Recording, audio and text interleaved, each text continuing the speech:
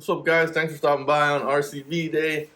So just want to give everybody a heads up on the video for the Tundra rack install. I got everything in. It's been to the alignment. This wheel is straight. It drives straight. Everything is good with the rack itself. I'm having a small issue with the intermediate shaft, and it's just finding the right one.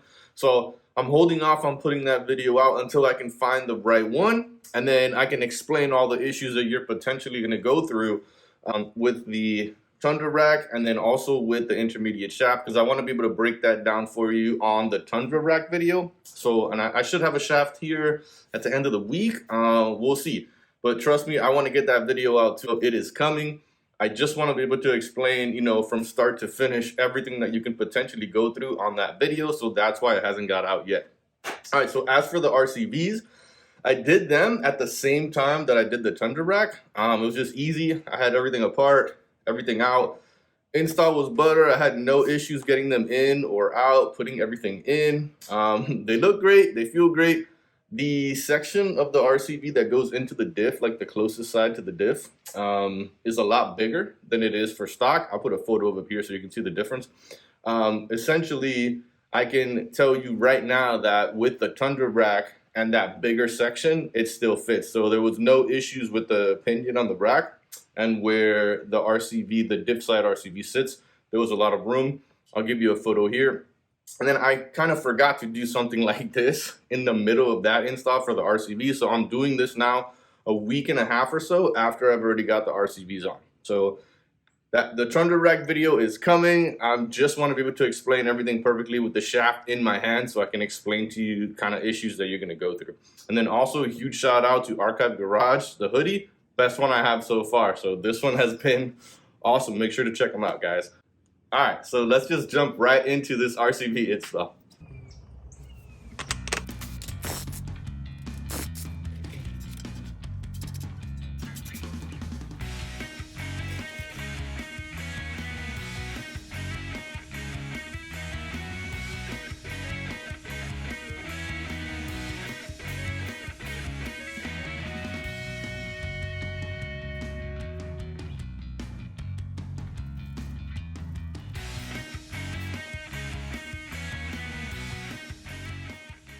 All right, so just a quick heads up on where we are. I have the spindle sitting on a chair here, removed from the lower control arm mounts, and it's just sitting here pretty freely and open.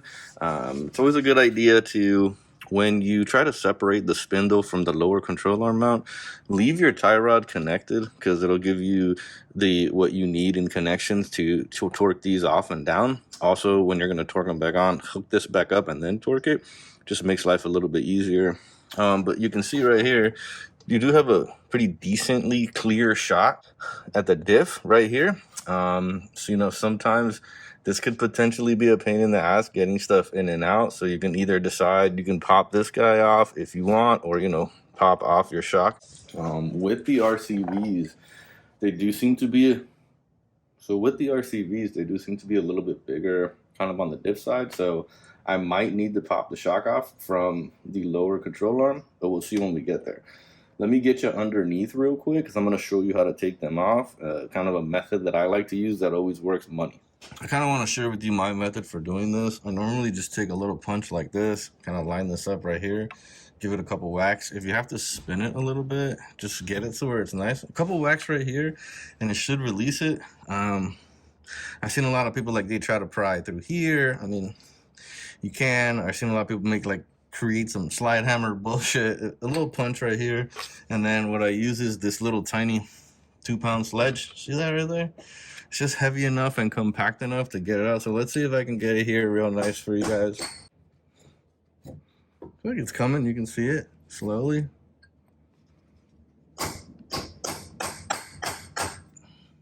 There we go. You see how it released right there?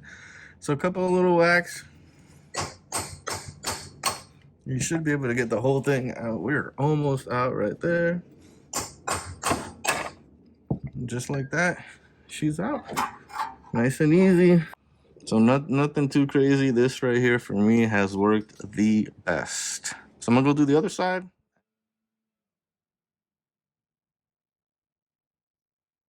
So here we are working on the driver's side. I didn't want to speed this up because I wanted you guys to see how long it actually takes me. So no speed up here. I just lowered the volume a little bit so you didn't have to hear all the hammer wax. But this is how long it takes.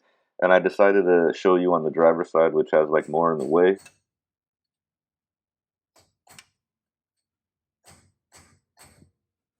So right now, I have much bigger bump stops than normal. If you have kind of normal bump stops, you'll probably be able to slide this through. I can't. I don't want to take the bump stop off, so I'm just going to loosen this and just pull the shock up a little bit and let that slide out.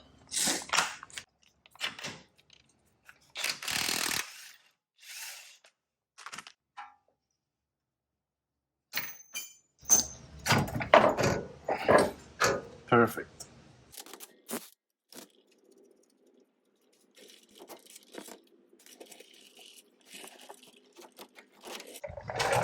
So, just so you know, if you do have sumos or anything longer than stock, just pop this off. It's going to take 2 seconds and give you a nice clear shot in it. Now, it also helps, to get them out of the way when you're putting them back in. So, you see how much bigger this section is as opposed to this one? So this will allow for, them better angles right here. Much better boots, all silicone. Shouldn't be rubbing up against each other.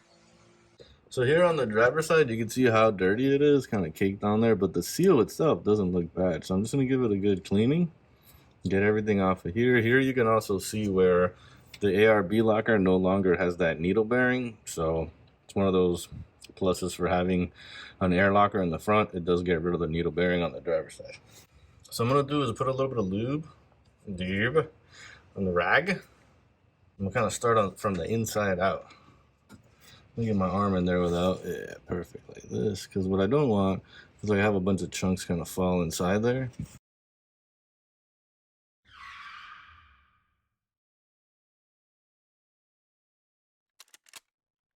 All right, I like that. It still looks good. A little bit of rubbage right there, but nah, nothing bad.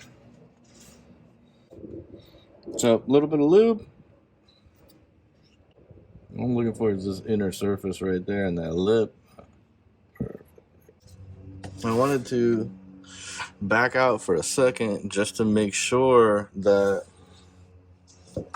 we understand. Like, I'm hoping that I explained this correctly. You see this ring? When you install this, you want the open end on the bottom, like facing the ground, okay? And then I'm gonna take the lube. I'm gonna put just a little bit, like right there, right? And what I'm gonna end up doing now is just kind of moving it around it, right? To keep it in the same place. And what I'm trying to do is get it matched up as much as I can. So there isn't like one section kind of hanging out too much, right? So it's the whole thing. It's gonna fight the whole thing a little. Sorry, I keep hitting the camera. It's got like a weird angle. So that it doesn't fight kind of one section that's sticking out too much. It's just gonna be a little bit harder to get in. So I might have to move the camera to get this thing in. So I'm gonna slide this out of the way, just get this past here. And then all I'm doing now is just nice and easy, getting it in there nice and straight. I can almost like, see, like I felt it lock in right there into the grooves, right? So now I'm gonna back this up to about right here. At this point, like I'm like Toyota maintenance YouTube channel. That was one of my favorite channels. He will just like push this and it'll go. Like I have never had one yet, stock or aftermarket, go in that easily. So generally what you can do is take your nut. I mean, you're not gonna mess up these threads hitting it with a dead blow, but still, you can take your nut here. Did I leave the dead blow? Where? Oh, the hammer's over there. I'll be right back. So what you want to do is just make sure it's straight in, right? You don't hit it at a weird angle. That is straight in right there, and then nice and easy. You saw that? You feel that one? Finally got one in there perfectly, and now we're good. We're in. Drop this down, pull this off. So the trick to getting these in is always having that little clip open end down. Grease it so that you can kind of position the clip as centered as you can so there isn't one section kind of sticking out. I just want to say, make sure you take a good look at your seals. Make sure they look good. Mine look really good. And just wipe them down, clean them, give them a little bit of lube, put a little bit of oil on there. Just, prep them before you stick the axle in. Just make sure they look good. Here's the passenger side, and I did speed up through this one. I felt like it's the same thing basically that we did on the driver. I'm just kind of cleaning some seals, getting the axle in, just making sure that that snap ring is face down with a good amount of grease there to hold it in place. So I'm not going to hammer down quite yet. All I'm trying to do is get it to suck in. That's it. That's all I want.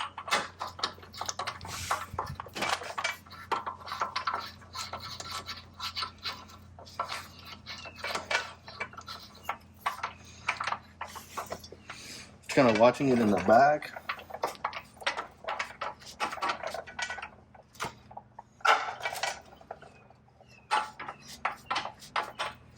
Yeah, so right now it's kind of just getting pulled through, which is what we want. Just trying to make sure it gets pulled through nice and even.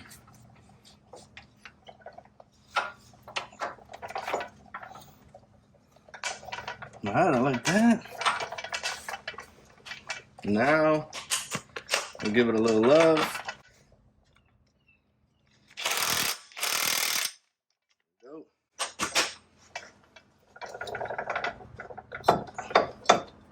Alright, cool. Got that. What I want to do is get this in before I actually bolt any of this down. And that way this isn't fighting me to lock in these bolts down here, because sometimes they're a little rough.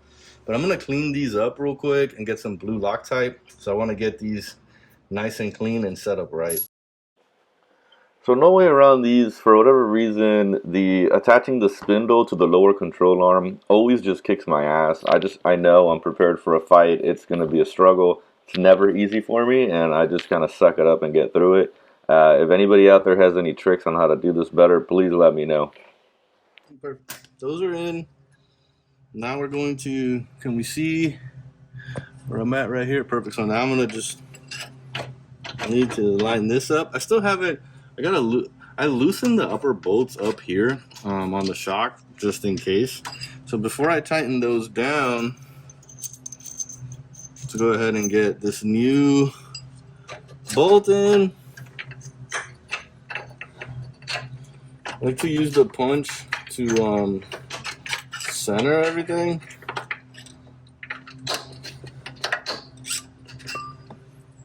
So close.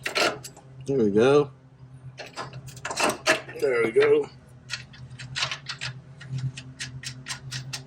Throw this on. So before I torque and bolt everything in, I just want to bolt these up here a little bit. Throw this bad boy on here, and we'll start torquing everything down. Woohoo!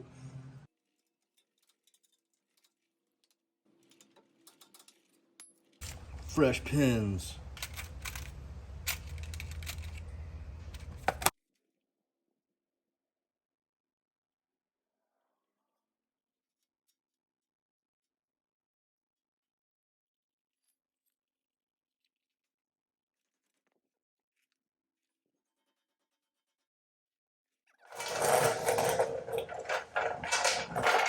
Alright guys, so RCVs went in with no issues. I just went ahead and wrapped up on this side because I know you guys already watched me do it over there. Always remember when you're with any CVs, when you're going to take them out, that little 2-pound sledge and a punch works perfectly. And then like with any other CVs with that clip, you always just want to make sure that the clip, the opening of the clip, the part that goes into the diff is pointed down. Use some grease and line it up as best as you can. It'll help getting everything in and kind of getting everything in nice. So if you have any issues or you need anything else, please just let me know down below. I'll have, whatever parts and everything that I could down below as well with links to it, so you guys can, check them out if you want to. If you have any questions or you need anything from me, just let me know. You guys be good. Stay safe out there.